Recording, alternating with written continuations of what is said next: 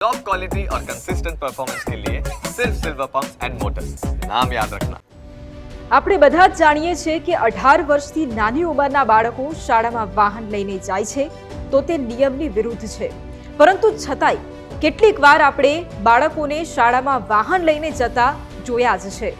પણ હવે જે વાલીઓ પોતાના બાળકને શાળાએ વાહન લઈને મોકલે છે તેમણે ચેતી જવાની જરૂર છે, કેમ કે અમદાવાદ ગ્રામ્યના ડીઈઓ કૃપા ઝા દ્વારા સ્કૂલોને પરિપત્ર થકી એ જાણ કરવામાં આવી છે કે જે પણ વિદ્યાર્થીઓ અનઅધિકૃત વાહનો લઈને આવે છે તો સ્કૂલના આચાર્યએ વાલીઓને અવગત કરવા પડશે।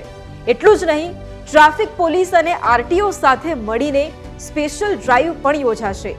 સ્કૂલની બહાર જ નહીં પરંતુ સ્કૂલની અંદર પણ ડ્રાઈવ યોજાશે અને એમાં જો નિયમ વિરુદ્ધ વાહનો લઈને કોઈ આવશે તો તેની સામે કાર્યવાહી પણ કરવામાં આવશે।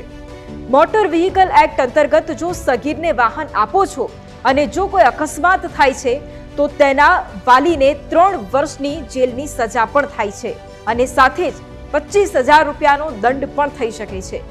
અકસ્માતના કિસ્સાઓ સતત વધી રહ્યા છે અને એમાં પણ સગીરો દ્વારા થતા અકસ્માતોની સંખ્યા સતત વધી રહી છે અને તેને જ ધ્યાને રાખીને આ નિર્ણય લેવાયો છે। હવે મેઇન વાત એ છે કે આ પ્રકારની ડ્રાઈવ રેગ્યુલર બેસિસ પર યોજાતી જ હોય છે। કદાચ થોડો સમય નિયમ મુજબ બધું ચાલતું પણ હશે। ડ્રાઈવ પૂરી થયાના થોડા દિવસ બાદ પરિસ્થિતિ પાછી તેની તે જ થઈ જતી હોય છે। આ વખતે એ જોવાનું રહેશે કે ડ્રાઈવ બાદ પણ નિયમોનું કેટલું પાલન થાય છે।